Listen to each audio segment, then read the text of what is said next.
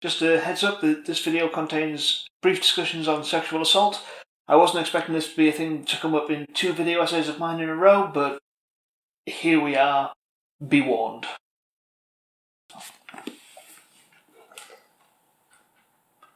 Once upon a time, in a far-off kingdom, lived 2 men, James and Stephen, who wrote a story.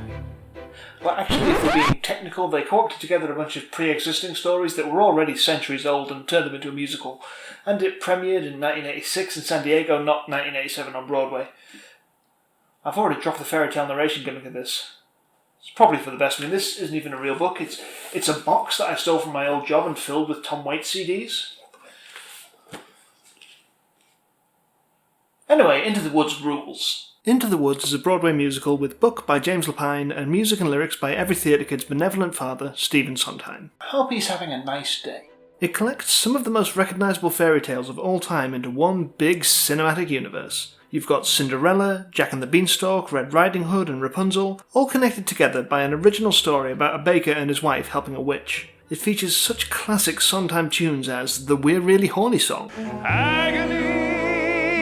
The one where she raps about the vegetables. Parsley, peppers, cabbages and celery, asparagus and watercress and fiddlefurs and lettuce. I Survived a Sexual Assault Metaphor. And I know things now, many valuable things. And the We're Really Horny song, Reprise. Dwarfs are very upsetting. It also features the single greatest line to a song that anyone ever wrote. We've no time to sit and dither. Why her withers, wither with her. Withers, wither, with her. Chef's kiss. That is how you do that, right? I've only ever seen it written down. You may have seen the movie back in 2014. It's... That was quick! fine, I guess. I mean, it's not bad. It exists. But I will primarily be focusing on the stage version because, well, it's better. Not that the movie is bad exactly, it just kind of cuts down on some of the most important details. Some of the songs are a bit off. But if this is my fault, I was given those beans, you persuaded me to trade away my cow for beans. And it stars James, tell the Writers' Union that writing assistants should be paid less, Corden. And, well, you know. But there are a few interesting details about the movie that I may bring up for comparison's sake here and there. Now, Into the Woods is one of the most interesting Sondheim musicals on a level of character and theming. It presents us with simple characters in the first act. Characters that we all know from stories that we've heard since we were children. Then the second act shows us what follows their happily ever after, and things get complex. Loyalties are tested, people die, including the narrator of the piece, leaving the characters directionless to figure out their own stories. We see the characters change from 2 to 3 dimensional before our eyes, and it says fascinating things about the nature of stories, and the complexities of humanity in comparison to them. The music is also some of Sondheim's finest work, with beautiful, meaningful songs and leitmotifs to spare. The way that he and Lapine merge the music and book to drive every element of the story and the characters forward is nothing short of magnificent and truly shows the great potentials of this medium. Anyway, never mind all that stuff, we're going to talk about how it's terrible at women. Into the woods! Into the woods! Yes friends, today we're doing a feminism on a stage musical from the 80s that somehow took me 2 months to write.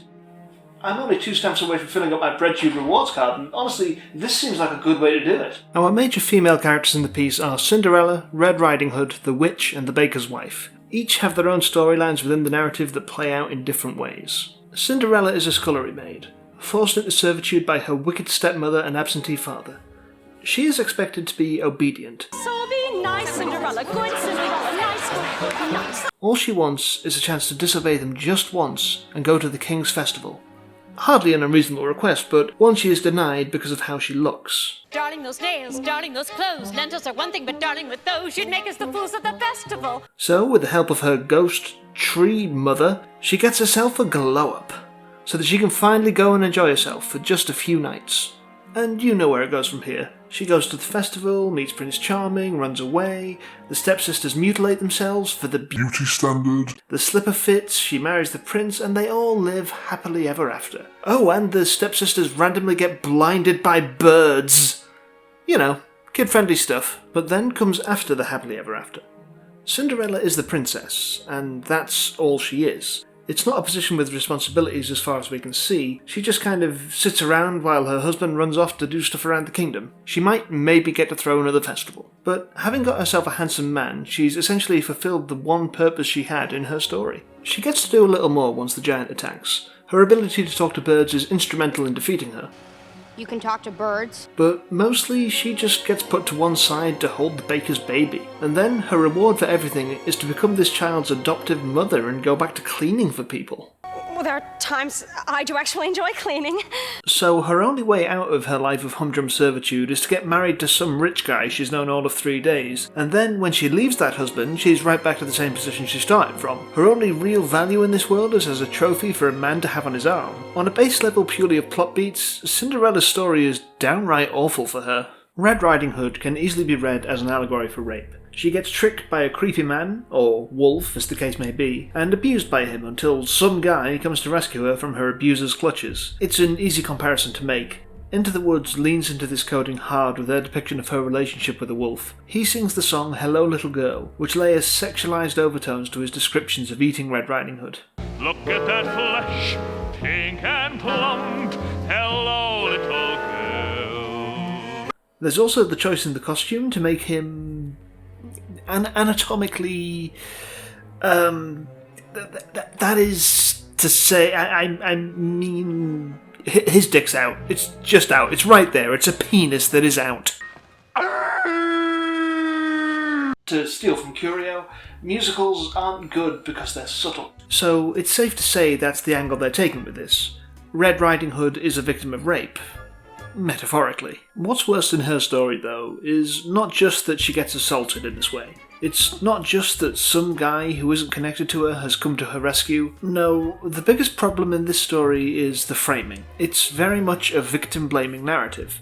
Everything is shown as being Red Riding Hood's fault for wandering from the path and for trusting this man. And I mean, dressed in a cape like that, she was really asking to be eaten. The moral of the story isn't don't rape people, but instead don't trust strange men, which is kind of messed up. Stop blaming the victims, Brothers Grimm. From there, she doesn't really get anything to do in the rest of the story. She plays on Jack's toxic masculinity by daring him to go back up the beanstalk for a third time, and then is just kind of around for the second act. So we can just move on to the play's original characters, I think. The witch spends the whole first act in the pursuit of beauty. She goes to the extreme lengths of making the baker and his wife go on a fetch quest for her to make the magic potion she needs to get it. It is her largest motivation, because she sees being old and ugly as this awful punishment, particularly because she's worried that she'll lose her daughter, Rapunzel. But I am old, I am ugly, I embarrass you. You are ashamed of me. And by the end of the act, she gets a beauty. But at what cost? In exchange for her youth and beauty, the witch lost her powers. By obtaining the thing she thought she wanted, she loses one of the things that made her a unique individual and gave her happiness. I mean, look just how happy using magic made her. Happily thereafter. And without it? Well, she's Bernadette Peters' levels of beautiful, which is obviously one of the highest levels of beautiful, but she's alone and miserable.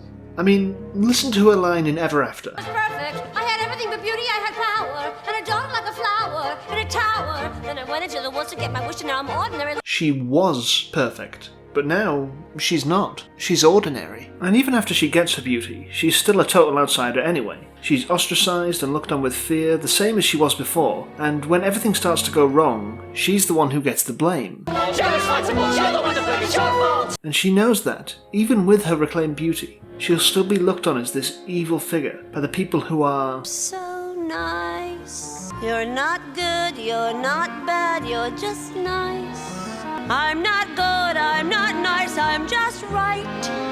I'm the witch, you're the world. She's the witch, they're the world. She has her place and her role, and trying to be anything that these people might like is just not worth it. Might as well throw away your magic beans and get cursed again, because beauty at the cost of your power just isn't worth it. And the baker's wife? Oh boy, do things not go well for her. It actually starts out looking pretty good. She gets to be sharp and clever and convince her dumb husband to let her help him after he initially keeps rejecting her. She contributes to the story, she's valuable, and she has genuine agency. But then in the second half... Do not let it grieve you. No one lives for good. yeah, she gets fridged hard, dying so that the baker will be sad. And it comes off as extra frustrating when you see her in the first act fighting so hard to prove her agency, only to have it removed from her for the sake of a man's story. And to make it worse, her death comes immediately after experiencing and reveling in her own sexuality by cheating on her husband with Prince Charming. It's the bad female character death double whammy! This is an all too common story trope. Men get to be sexually active and suffer very little consequence. Cinderella's prince gets to sing about his own desirability. Am I not sensitive, clever, well-mannered, considerate, passionate, charming, as kind as I'm handsome? And cheat on his wife, and ultimately, he is barely punished. Sure, Cinderella leaves him, but he seems to be over it pretty quickly by the end when he's got together with Sleeping Beauty. The harder to wake, the better to have. But for women, it's considered something kind of abhorrent and abnormal, and they'll get crushed by a tree in punishment for it. When asked about her death, James Lapine has said that she was killed for the sake of realism. That as the song No One Is Alone says, sometimes people leave you halfway through the woods. Not everybody is going to make it out of a horrible situation like this alive, so her death, though unpleasant, is not exactly unexpected. Now this kind of suggests that the unfortunate implications of her death were not intentional on the author's part. But, intentional or not, it still comes across that way, which is a bit of a problem, when her death only serves to say, ladies, don't enjoy your sexuality, and as a plot device for the emotional development of another character. So it's got tied for overnight. But for all the negatives of how the story treats women, they're still really good characters. A lot of this comes down to Sondheim's particular skills as a songwriter. He's especially known for how well he writes women. Songs like Could I Leave You, Ladies Who Lunch, I'm Still Here, and many others. Sometimes women have humanity and life. They are fully rendered characters. And the women of Into the Woods are no different. They each have unique identities and personalities, and songs that really allow them to express them. Cinderella struggles to make meaningful decisions. She's been told what to do by others for a long time, and it has left her without the ability to choose for herself. So when she goes to the festival and is presented with a chance to escape her life, she can't make the decision. This is put into explicit terms in the song A Very Nice Prince. How can you know what you want till you get what you want and you see if you like it? And in Steps of the Palace, she articulates her internal conflict. It's your first big decision. The choice isn't easy to make. She doesn't know what she wants, or if she's anything that the prince would want. And her decision? Which is not to decide. She hands her decision over to the prince to make for her. So when, at the end of the play, this moment happens... Please go. It matters. She makes a decision, one that will have a huge effect on her life. So, even while her story isn't necessarily the most inspiring in terms of the plot beats, she gets a full arc that is moving and meaningful. Red Riding Hood is probably the least interesting and developed of the major female characters. I've already discussed how her story is a metaphor for assault, and her song, I Know Things Now, is about surviving that assault, and what she feels like afterwards. It's a difficult song, both for the performer and the audience. I'm sure that someone who's smarter than me, who could say good things about the technicalities of music theory, could explain why this bit sounds so unpleasant, yet so captivating. But he drew me close, and he swaddled me down a dark, slimy path, where lie secrets that I never want to know. And when everything familiar seemed to disappear forever, at the end of the path was Granny once again. But I do know that it drills right to the bone. To see a character singing, even metaphorically, about this experience is always going to be a rough time as an audience member. The song then goes on to continue the victim-blaming tone of the narrative. And take extra care with strangers, even flowers have their dangers. And though scary is exciting, nice is different than good. I could maybe also stretch to say that she herself blames a bunch of victims in the song Your Fault. It's your fault. No. So it's your fault. No. Yes, it is. It's not. It's true. But nah, she's a fun little character, and one I imagine that a lot of women would enjoy playing, but there's really not much else to read into her beyond childishness and assault victim status. The Witch is unquestionably one of the most sought after roles in the entire Sondheim canon. She gets to be funny and dramatic in equal measure, and she gets a few of the show's standout musical numbers. Much as her primary motivation for the first act of the story is her superficial wish to return to her beauty, she also has the deeper character layer of her motherhood to Rapunzel. Beneath her hard, world-weary exterior, she has allowed herself to be emotionally vulnerable to one person. Admittedly a person that she kidnapped because some dude stole her parsley, peppers, cabbages and celery, asparagus and watercress and fiddle ferns and lettuce, but still! Her connection to her daughter is genuine. She really loves her, and is afraid of losing the one thing in her life that has true meaning to her. This can be seen in the song Stay With Me.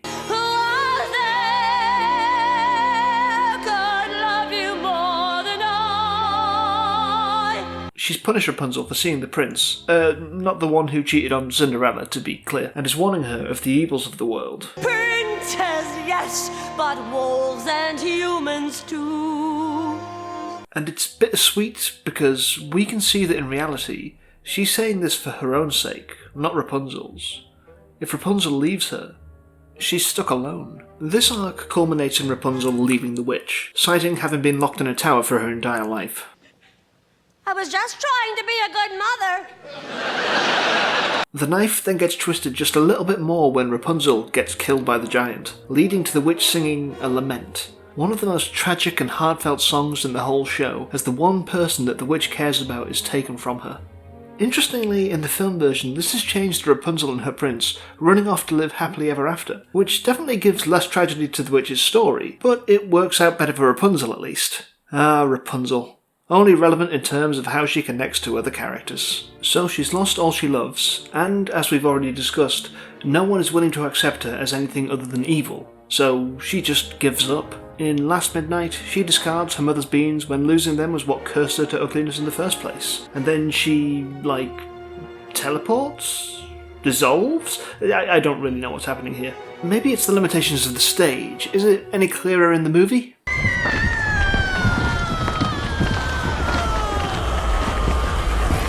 Nope, still unclear. Meryl Streep didn't help at all. Then we go back to the baker's wife, who is really a big part of the emotional heart of this story. When the witch lays out the quest, she immediately wants to get out there and get herself a cow, cape, some hair and shoes so that she can have a baby. You know, the old-fashioned way. But her husband says no. She can't cut. And though he doesn't say it explicitly, it's pretty clear it's because she's a woman. She says screw that noise and goes anyway. From there, she has to convince her dumb husband to let her stay, because she's the one who's actually getting him the things they need. I mean, she gets them 3 out of the 4 items after all. But he keeps pushing her away. He doesn't see her skills, even while she tries to convince him of her need to be involved, leading to Stephen Sondheim getting to also write the second greatest line in any song ever. If the end is right, it justifies the beast. Eventually, he gives in, realizing perhaps it will take the 2 of us to get this child, and consents to let her come along in It Takes Two. But it's pretty clear that she didn't need him to tell her it's okay, but it's just nice for her to have her husband actually relent and acknowledge her abilities. Not every victory needs to be a huge one. Sometimes just being genuinely respected can be all someone needs. Then they get their child, and, well, the baker is not good at being a dad. He foists all the responsibility off on his wife, and expects her to do all the emotional heavy lifting. I will care for him when he is older. Because women are just expected to be instinctively good at parenting. This isn't to say that a lot of them aren't or anything, but it's an odd assumption in a lot of media. Caring for kids is the woman's job, not the man's. This view is kind of summed up right at the end of the play when the baker says this. And how will I go about being a father with no one to mother my child? No one would question how a mother would go on looking after a child without a father, because I guess raising children is just the thing that women are for. Interestingly, the film made a change to this. How can I go about being a father when I had no father to show me? Making it more about the baker's abandonment issues with his father, which, I guess, point to the movie. But then we have to come back to the circumstances of her death, which, as we've discussed, are pretty unfortunate. She gets to express her sexual desires during the play. While she loves her husband, she is obviously very attracted to the idea of Prince Charming, as we see in A Very Nice Prince. Yes, he sends sensitive, clever, well-mannered, considerate, passionate, charming, as kind as he's handsome. And so it's probably not unsurprising that he manages to seduce her in the second act, even with his not especially great pickup lines. Life is often so unpleasant, you must know that as a peasant. And then comes her standout song of the show, Moments in the Woods. A really interesting and complex song about her mixed emotions over having done a cheating, whether or not she might get to continue doing the cheating, and ultimately deciding that no, she probably shouldn't do more cheatings, even though she quite enjoyed the cheating that she did do. It's one of the finest things that Sondheim has ever written, and a lot of actresses have really enjoyed sinking their teeth into it over the years, though none have ever really nailed it in the way that Joanna Gleason did. And it's time to leave the woods. And then she immediately dies, which sucks. So it's safe to say that the major female characters in Into the Woods are kind of great.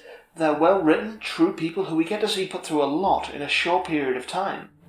They're just good, especially when you compare them to the supporting female characters, because I mean... Jeez. So it just makes it all the more infuriating for me when I realise that these characters who I enjoy so much, who have such brilliant songs to perform, are being forced into these trope plots from fairy tales. Now, obviously, a good deal of these issues come from the source material that Sondheim and Lapine were drawing from, but does that justify them having some of the worst ideas, especially when it comes to their original characters and once they've left the confines of the traditional narrative? Well, it's tough to say, because they're obviously interested in subverting certain ideas of the story. I mean, you don't have two cheating Prince Charmings and literally murder the narrator if you're not, but that doesn't necessarily mean that they were trying to subvert it from a feminist point of view. I mean, if you're looking for that in particular, you can always just go and read The Bloody Chamber. But regardless, the potentially harmful story beats are still there, both in Into the Woods and the stories that it's based on. So, why am I talking about this? Well, fairy tales are meant for children. The original collection by the Brothers Grimm that the majority of stories from Into the Woods are based on is called Kinder- und Hausmärchen, or Child and Household Tales. We teach these stories to kids in the hopes that they will learn moral lessons, that when heard in our adolescence will form the basis of a good personality. But what if the morals that these stories are teaching us aren't necessarily good ones? For women and young girls, that has basically always been the case. What are the lessons that fairy tales teach to young girls? That you can seek your fortune, that even when the world is scary, you can change it for the better? That you can do anything you set your heart to? Not really. As we've seen, the roles for women in fairy tales are often sexist and demeaning and generally not very good. And Into the Woods is sadly full of them. Perhaps the most important song in Into the Woods is Children Will Listen. Coming right at the end of the play, this can be seen as essentially the moral of the piece. It tells us that no matter what story you are telling to them, children will listen to them and take away the messages of those stories whether you want them to or not. And not just stories, but how you act in general. Kids are impressionable, and if you don't want them to turn out to be awful, then maybe you should teach them lessons on how to be better people. Now, I'm not telling you not to tell these stories or not to like Into the Woods, because fairy tales are great, and Into the Woods is still one of my favourite musicals. But we need to be aware of the lessons that people can take away from stories like this, and account for that. Into the Woods is a story about stories. They're powerful things, both wonderful and terrible, with the ability to shape our world and mould the people that we become. As long as humanity exists, which might not be that much longer given that the world is on fire and stuff, we'll continue to tell stories. It's up to you how you choose to tell them, who you'll let them hurt, and who you'll let them help. Careful the tale you tell, that is the spell. Children will listen.